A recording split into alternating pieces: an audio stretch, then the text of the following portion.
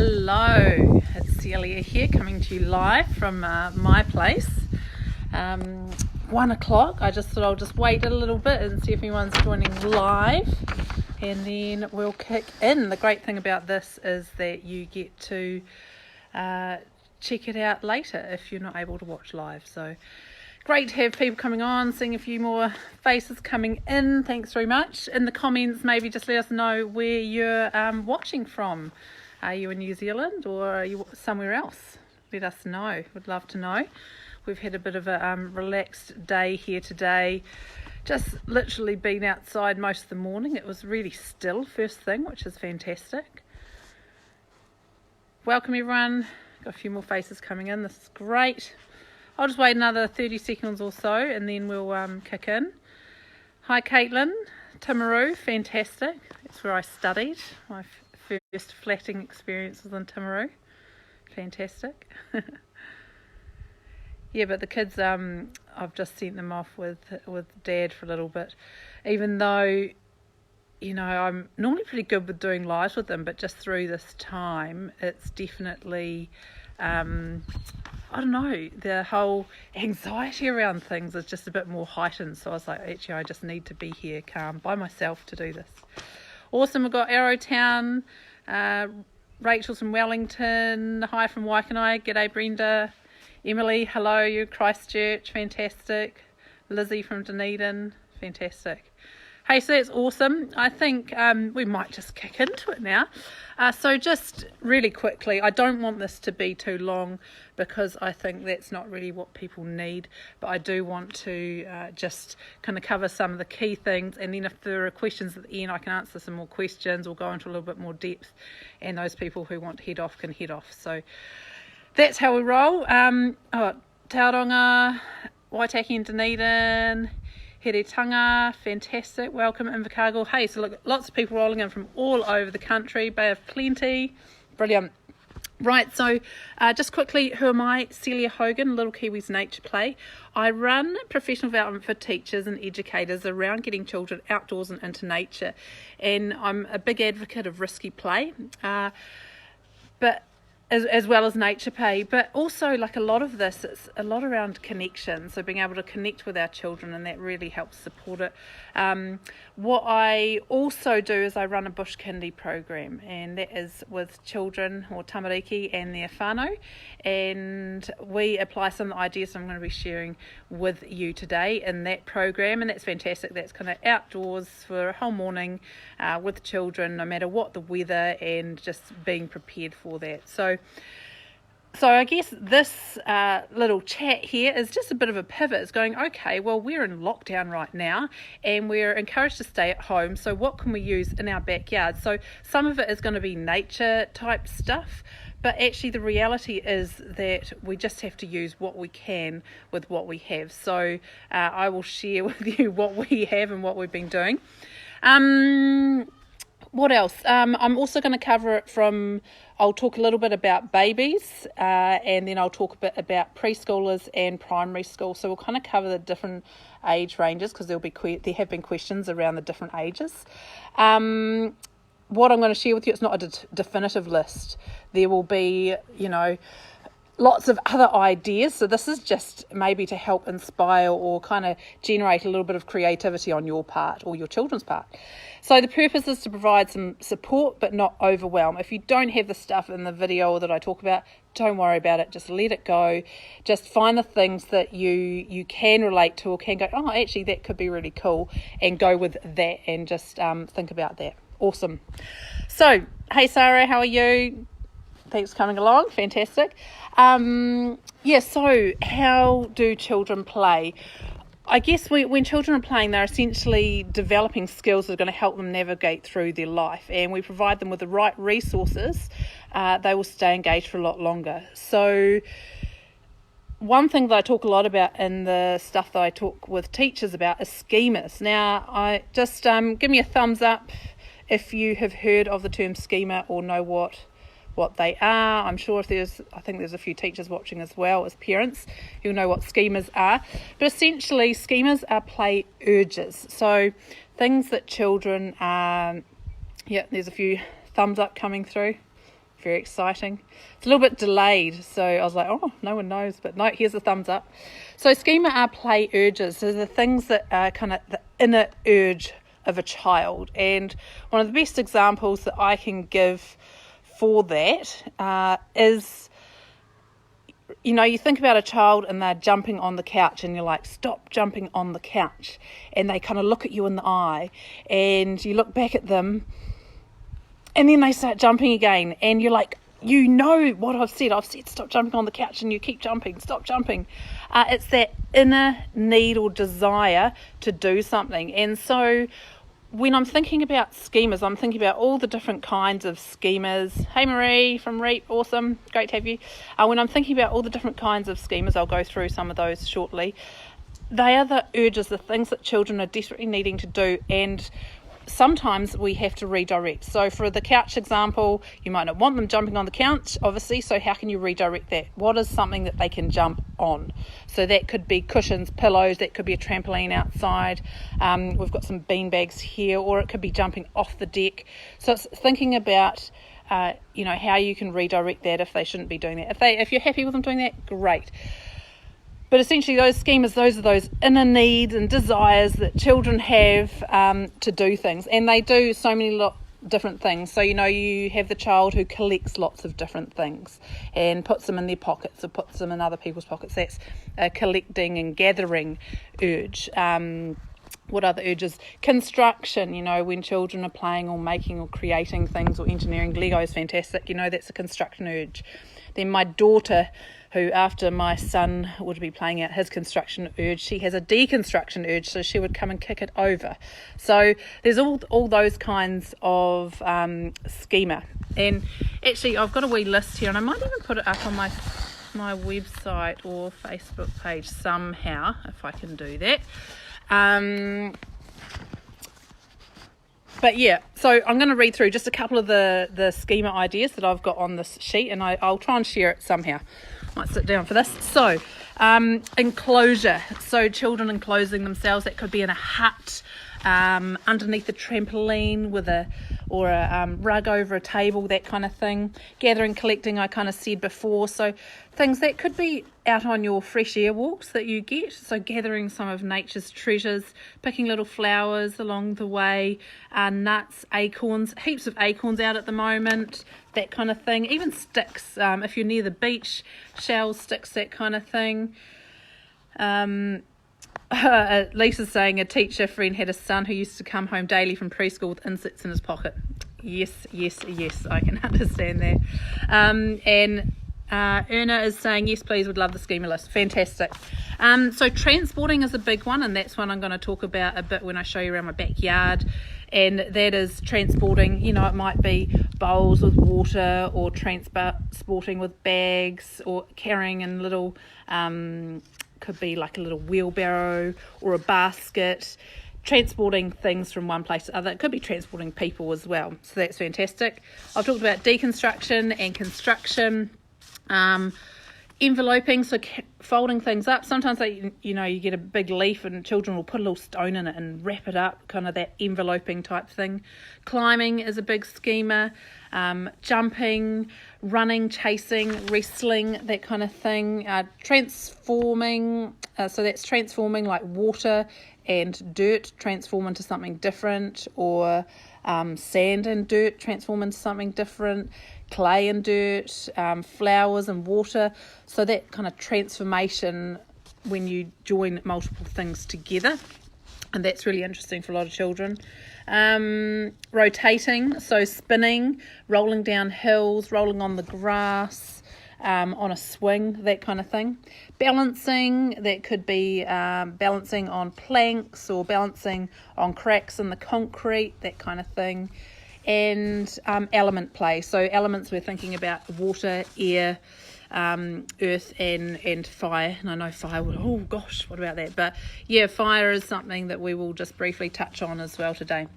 So those are a handful of schemas, and that's those play urges. And it's really common talking about that in preschoolers. So just have a think about your own children. Think about some of the things that they're doing. And it might be like a child is lining up lots of cars. sometimes go, oh, they're really interested in cars. Well, it could actually be that they're really interested in patterns. So that could be the schema that's playing out there. So just having a think about your own children and what do you notice? What are their kind of deep inner urges or interests? Yay, thanks for joining, Bettina. That's awesome. So keep that in mind. The other thing that I also really like to talk about is risky play. So we're looking at how children play. So through schemas, their urges, but also through risky play. And there are 6 elements of risky play. So they come from Alan Sandsetter, who he's kind of like the person who came up with the 6 elements. And you'll probably be familiar with a lot of them, and they do cross over into the schema type area as well. So we are talking about play at heights, so that, and remember this is age appropriate. So like when I think of heights, I think of something really big and up a tree or something. But someone's having problems with the video stopping and starting. Just let me know in the comments if anyone else is having problems with that. Anyone else? Don't know. Hopefully it's only you. But fingers crossed that this is getting through. So I'll just carry on, and if not, I'll just sum something up in a piece of paper. Nope, all good. Okay, so it might be your link there. Sorry about that, Lizzie. I'll carry on. Right, so the risky play, we're thinking about from height. People on the street. Things from height, we are thinking about speed. And so again, speed, that could be on a swing in the air, or it could be running, it could be on a bike, moving, it could be on a scooter, that kind of thing. Also, dangerous tools are another one of the elements. So we do let our kids into the garage and they get out the hammers and the saws. So have a think about that, or it could be helping in the garden, that kind of thing, digging, giving them a tool that's something that's kind of like an adult tool, letting them use that. So dangerous tools. Rough and tumble is an element of risky play, and my kids love a good rough and tumble. We have time in the evenings in our living room, but we also have a trampoline with a net on it, and we do a lot of rough and tumble in there, and that's quite cool. But you could also set up a rough and tumble pit on your lawn, and giving some kind of rules around that about how we know when to stop. What's our kind of safe word, i.e., stop now, or that's it, or whatever that is for your family, thinking about that. And last one, getting lost. That's it. Had to write them down because I was thinking I'm going to have a mind blank here, but getting lost. So that could be in a hut or just a wee corner of the property of your backyard that's going to be really cool for kids to kind of hide in. We often think that kids need to be watched the whole time, but if they're in our backyard and we can hear them, it's quite okay to have them in a little hut in the corner. And that's exactly what we did this morning. The kids had a hut in the corner, and it's funny, the conversations, to be honest. So I'll show you that shortly. So those are the kind of areas that I'm thinking about when kind of getting resources out to help my children play. I'm thinking about all the different kind of schemas and 6 elements of risky play, and going, okay, well, what do I need that's going to help them in that? And in the schema list that I've got, it's got some ideas of resources. I'll try and get that out, but I'll go through a couple of those with you now, just thinking. So for example, it could be planks, tyres, bits of wood that you have around the side of the garage, the shed. I found some old bits of carpet and some plastic kind of tile things that have kind of come out. Rope can be quite useful, any bags or baskets, buckets, an old push chair, wheelbarrow that doesn't get used, an old deck chair that's a bit broken. We've got an old office chair that used to spin, and the seat bits come off, but the spinny thing and the wheels work. So the kids actually tied a bit of rope around the bottom, and they tow each other up and down the driveway on this spinning chair, which is quite funny. I do say that they have to have a helmet on because it can definitely end pretty bad. But yeah, so they've just kind of come up with that. And so all these kind of resources I'm talking about, and it's some of those big things, but also the little things like leaves and sticks and flowers and little bits of wood, anything like that. These are all classed as loose parts, and so I'm sure you would have heard the term. Loose parts are items that people or children can use in any way or multiple ways. So a stick can become a stirrer, it can become a wand, it can become a sword, it can become a hockey stick, it can do multiple things. And so if we can provide lots of loose parts, a huge variety of them in our backyard, just figuring out whatever you've got in the garage and putting it out, the kids are going to get creative and they're going to be able to play out a lot more of their schemas or engage in different areas of risky play. Cool. So hopefully that covers enough. I'm not going to go into any more detail there.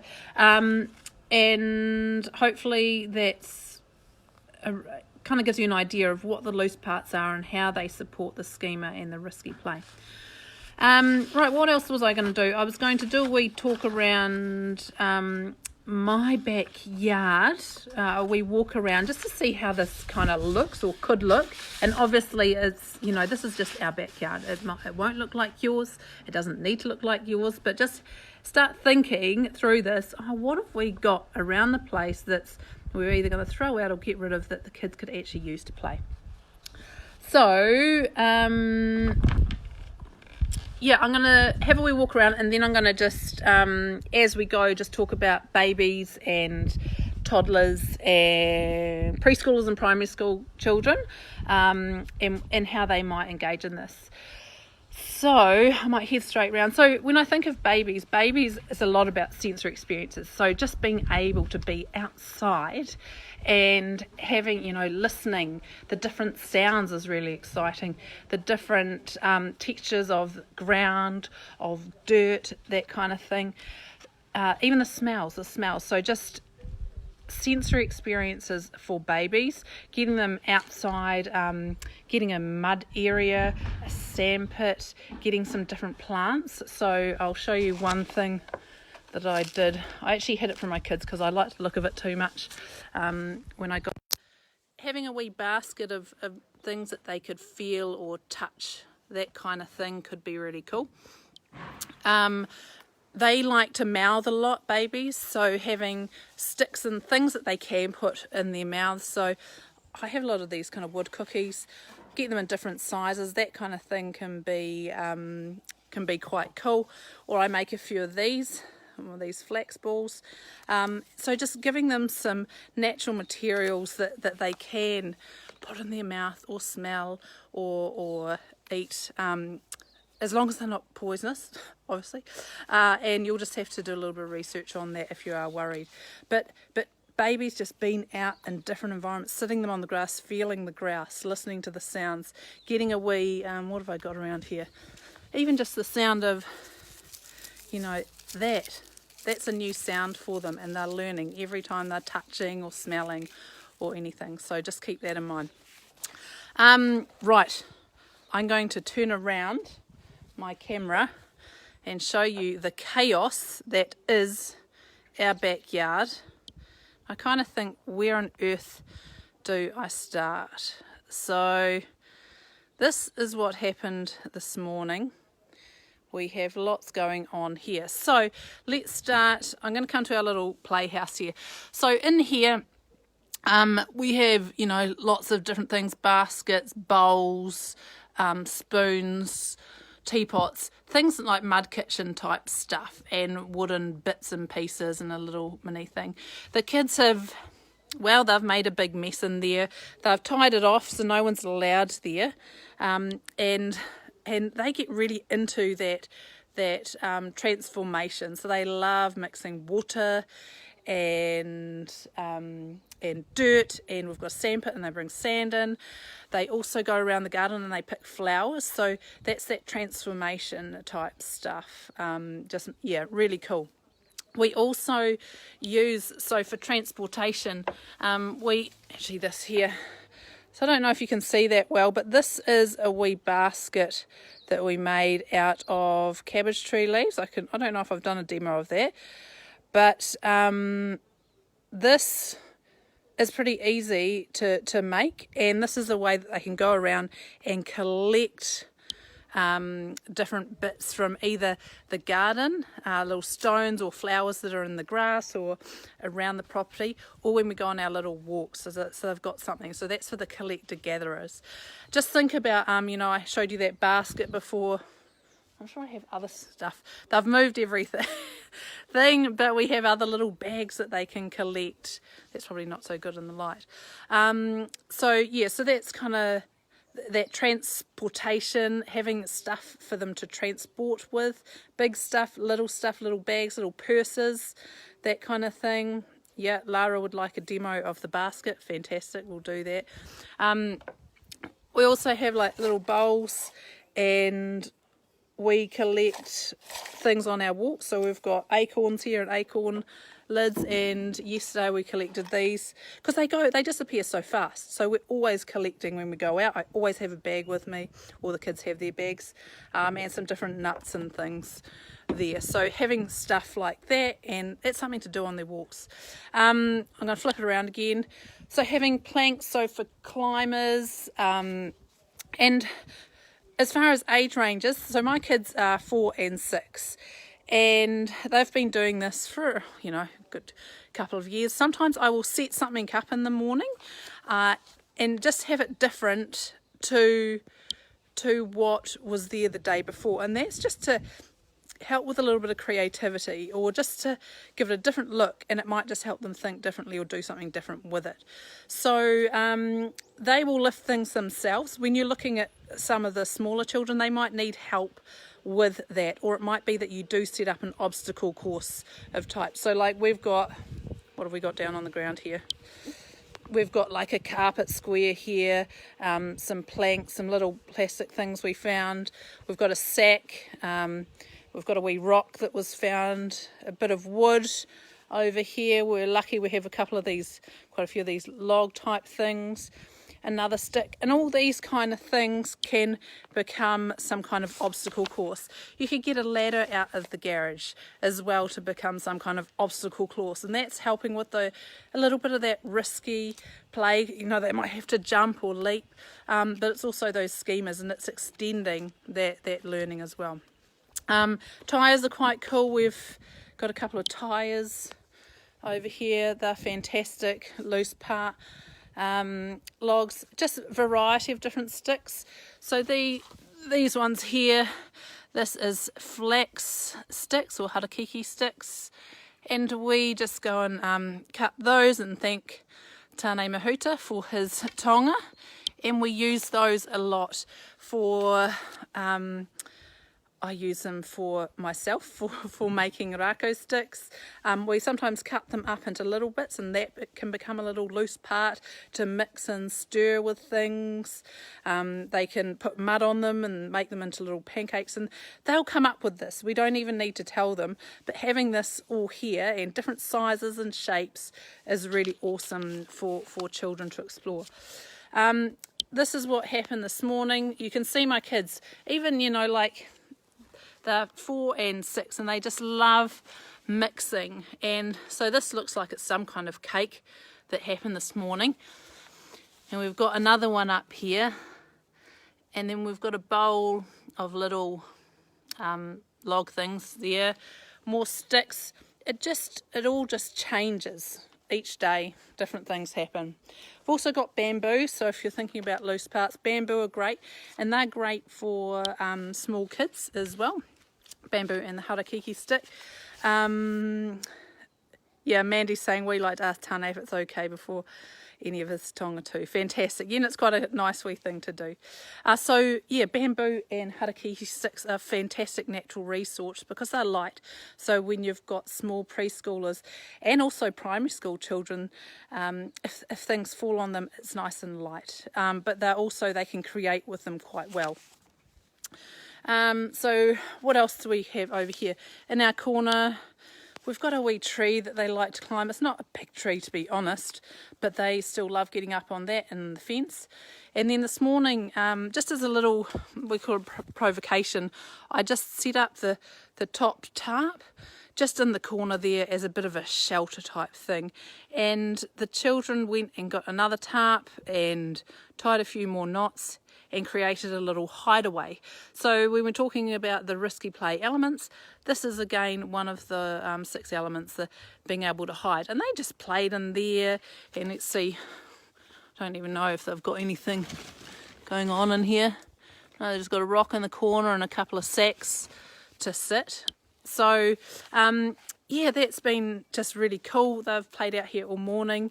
And so sometimes I will just set up something a little bit or just create something that will help spur on their creativity. Because it is a big ask for us to be doing this for such a long time and not being able to really go out and go to playgrounds. So we're having to kind of create that here. We also have our sand pit, and we have a little bit of a wild area behind our sand pit, and that's because we're going to be doing some renovations at some stage, and so the kids just get kind of free rein. We have another little kind of hut thing here and a wee path that they use.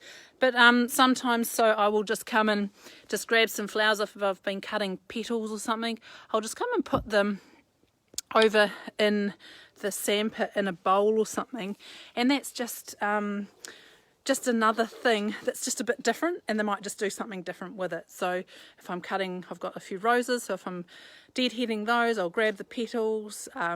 Got some lavender and some, if I'm cutting branches off, just grab it all and just put it in a way in like little containers in the sandpit, and then I've just got something different to look at. Right, so that's kind of like our backyard chaosness, and it always interests me what they do with things. I'm going to show you one thing. We have this on the ground, and that thing there has become a bit of an aeroplane. So they put their feet in it, one on one and one in the next one, and they walk up and down the driveway being an aeroplane, and they have a takeoff and a landing. So it's quite funny what they create. The other thing they did yesterday, we have this for our dog. So our dog, we've got a big German Shepherd dog, and she gets a bit hot in the summer, so they were filling it up with water. I'm like, oh yeah, and then they went and got soap and put this soap in, and I was like, oh my gosh. But you know, they had a plan and they wanted to do it, and I just went, okay, let them do it. So something else, we have a box of wood for them that they're allowed to kind of cut up and saw, but what they also do, they have a wee pile here in the driveway with a brick or two, and they have a ramp. So they've kind of made a bit of a ramp to use. This is the chair I was telling you about. So it's got a wee rope around it here, and they just tow each other on the chair. I know. Yes, so as far as risky play goes in different age ranges, just having things set up with a little bit of height for preschoolers is really cool. So it doesn't even have to be very high, but it can just be really good for them practicing that skill of being able to climb up onto something and move along something called balance and jumping off. So especially if they're into that stage of mastering those skills. When we're thinking about older children, so moving into primary school where they have mastered a lot of those skills, they're looking for extensions. So having those larger loose parts, they can create their own risks and push themselves a bit more. So sometimes I've found the kids will stack up the logs on top of each other and have them quite high, and then have a plank, and they have to figure out how they can get up that plank. So they will naturally, if they've got the right resources, be able to extend themselves. Oh, good, Rachel has a chair like that, 8, 5 and 3, love it. Yeah, it's timeless. The other thing that we're lucky to have is we have a slack line, which I've just kind of set up, and we've got a rope that I've kind of tied in the tree there, and the children just kind of use it to help them balance along here. What they've also done is they've tied this rope out over here, and they've kind of been leaning back on it and then swinging and catapulting themselves into the bean bags. So they've just really figuring out what they can and extending themselves.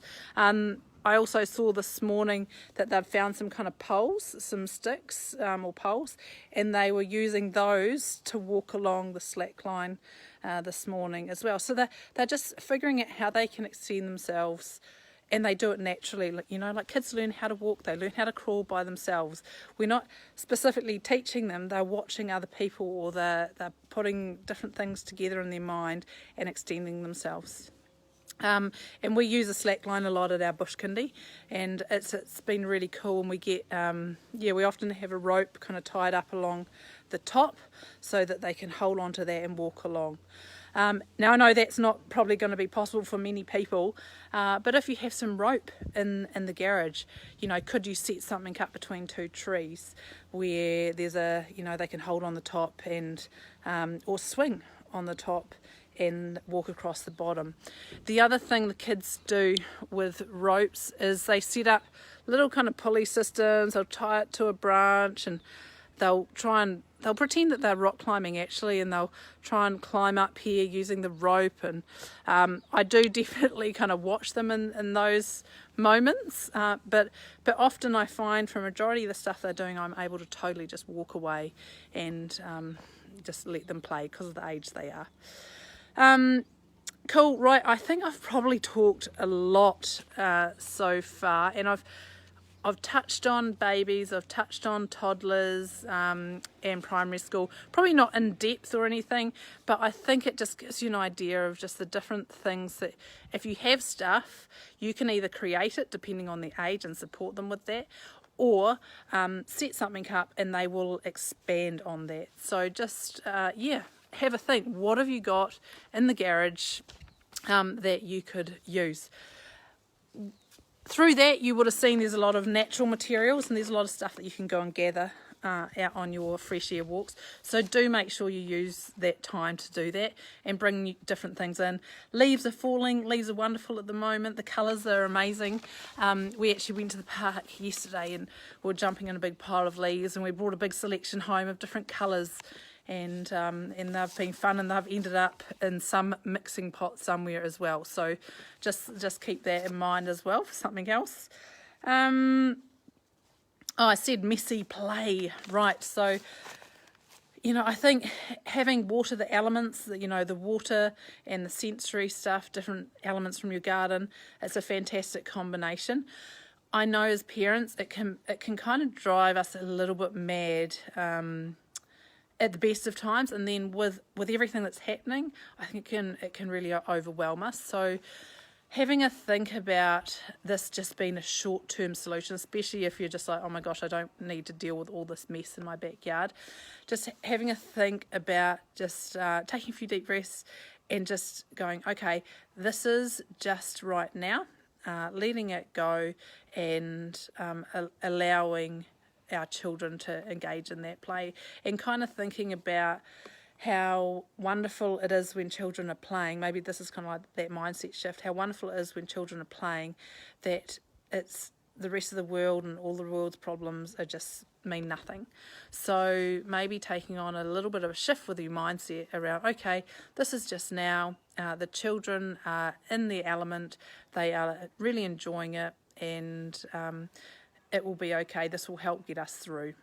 So just, having a think about that type of thing. One thing I do with my kids is there's certain stuff that we know can stay out all night and day, and there's other stuff that has to come in. And we have, like a time where we start our cleanup. So just keep that in mind as well. That might be a tip that could help you to ensure that it doesn't get so out of control. But that's one of the kind of family rules, that if you're going to play with all this stuff, there's certain stuff that we need to bring back in, and we definitely do that. Right, what else? I think I've covered most questions. I think there was one other question, because we are getting into, especially down here in Christchurch and down south, and things are getting a little bit colder. So just thinking about clothing.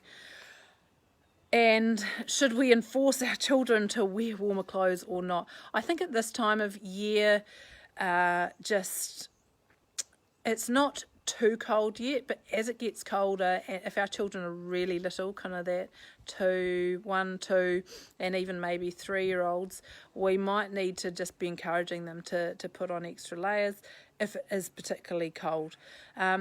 I don't think it matters as much as we get until we get into the really depths of winter. Like, the ground is still pretty warm underfoot, so just play it by ear, see how you get on. I definitely like to encourage my children to be aware of themselves and their temperature, and if they get cold, I kind of enjoy that. Like, I'm very much experiential education type model, experiential learning model. So if they choose to go outside without the right clothes and they get cold, well, that's their experience that they're going to have. And remember that next time when they go outside and it is really cold, they have to quickly go back in and get their right clothing. So just think about that. And for the person who wrote that question, I'm happy to go into a bit more detail.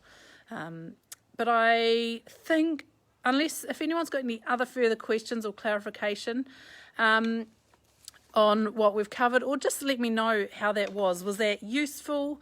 Was that too overwhelming? Did that give you some ideas on things that you could do? I would love to hear what your thoughts are. It's as I said at the start, I was like, oh my gosh, I felt a lot more anxiety coming on to do a live. I never feel anxiety, but I think it was actually scheduling it. I've never scheduled a live before, but it's quite a bit of pressure. But I appreciate everyone coming in to watch. It's been fantastic, and I hope you've definitely got a few ideas. Please share in the comments what's been useful, and if there's anything else that you would like me to go over at a different stage. What I will also do is, in the event and on my Facebook page, I will share the link to get this schema sheet, and that could definitely help as well. Hey, so thanks. There's some comments coming through. Very useful, thank you. So useful, all practical ideas. Great, very useful. Your place looks like a wonderland. Thanks for getting it across so well. Hey, you're welcome. I hope it came across. Yes, this will be available afterwards. What will happen is it will just be live on my Facebook page, so you're welcome to share it with any other people or friends or family or other teachers. Fantastic. Hey, brilliant. Thanks so much for your feedback. And Samantha saying very helpful as a teacher. Some great ideas to take back to my class. Brilliant. Oh, hey, that's awesome. Right, I'll keep reading those, but I will finish the live and I will see if there's something else that I can come back with to help, at another stage. Okay, take care. See you. Bye.